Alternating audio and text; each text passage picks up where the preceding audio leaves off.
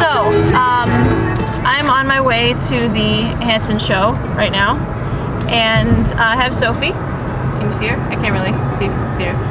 I'm driving, so it's kind of like, maybe I shouldn't be doing this. I could probably get caught by a cop and get a ticket. Not a good idea, people. Don't do this. But I'm on my way to see Hanson, going to the walk, and I think it's going to be pretty damn cool. So I'm taking a different route that I don't usually take, so we'll see. And it's like starts in like 15 minutes, but there's this thing called Hanson time for you non-Hanson fans, and basically it just means that they're pretty much late for everything they say. If they say 3:30, it's going to be like 3:45 or 4, depending. But except one time they were early, and that was kind of funny. But anyway, I just wanted to give you an update, and I will record some of the walk and probably edit it together. So I'll see you guys later. Bye.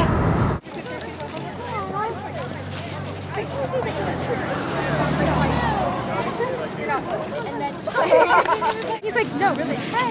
A few years ago, you guys were among the first to know about Tom's shoes because you joined us on walks, and people were like, "Who's Tom?"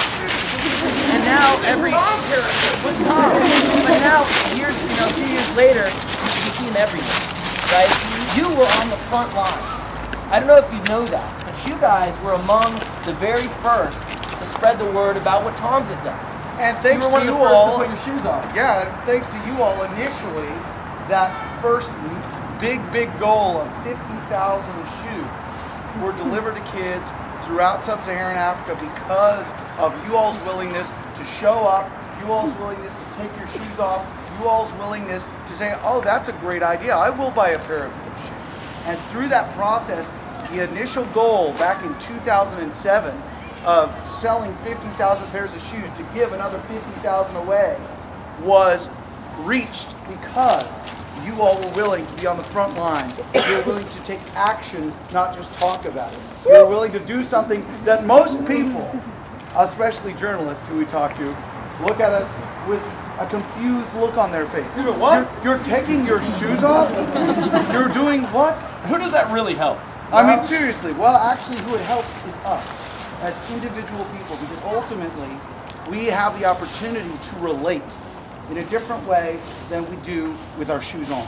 When we take our shoes off, it gives us the opportunity to understand what it is like to not have something that is so basic that we take it for granted every single day. And that's what that is about. That's what the dollar is about. And that's what you all showing up and doing something that people look at us and say, you realize there are needles and glass in the streets, right? And I'm like thinking, where are you going to get AIDS walking with your shoes on? That's not going to happen. I want to say something. We're going to keep this walk going in just a minute. But earlier this summer, we hadn't walked in the summertime. And it was hot. Yeah. Let me tell you what, we walked in the sun, we've walked in cold, we've walked in rain. Many of you have joined us on those. It gets pretty nasty. And one of those particular walks, I just woke up on the wrong side of the bed. All right? And I was talking to a few young ladies, and they were complaining about their feet. Okay? And look, we get it. You didn't sign up necessarily for all of this, but if you're here, this is what it's about. And I said it in one of our speeches. I said, you know what? If you're worried about your feet, picture this. And this isn't exaggerating, but I'm going to say it without yelling at it. You are 9 years old. You woke up today in a shack that has no plumbing, has no electricity. You have a 4-year-old and a 3-year-old brother. They are looking to you to be their parent. You've lost both your parents. You have no access to education. You can't even spell your name. Okay? That is who you're walking through. That's who you're walking through. This is not a vanity project. This is about getting some shit done. Okay? This is about building a school so that somebody grows up and knows how to spell their name and knows how to change their situation, to earn money, to become a productive member of society. You're not obligated to help somebody in Africa. You guys know that. But it's an incredible opportunity to have the time to take out and go see shows and take walks and buy Hanson merchandise. You're in the privileged group of people, a few people in the world that really have access. Even if you don't feel like you have access, you do. So this is not about feeling bad about it. This is not about talking to other people about what you did today and being pious. But this is about realizing that you can get a lot done. And our generation, I think, is right on the precipice of deciding to be the poor example that says, look at all this information, look at all this freedom of communication, look at all of this wealth that we have. We're going to blow it. Or we look at our cell phones. Who's got a cell phone? Come on, everyone has a cell phone. Who has a camera? Or a camera on their cell phone? You all have a communication device, an ability to share something with the world. Who are you going to talk to? Who are you going to influence? We have a field of influence, and so do you. The way the walks have grown has been through you. So, a reminder that in this crazy walk thing that we started doing, the growth, the biggest growth, the leadership has happened because 2 years ago, we said, you can be the leader. And many of you have joined walks with other people. Some have been leaders.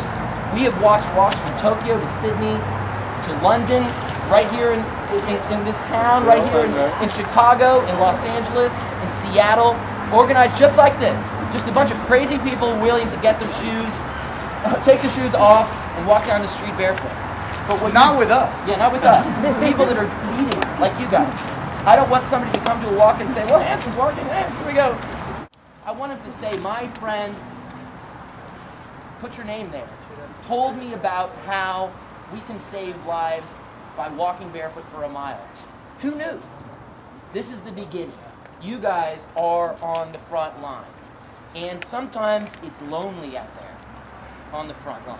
Leadership is lonely. So get out there. That's why it's called leadership. Revel in the fact that people look at you like with cross eyes. And you go, what the hell?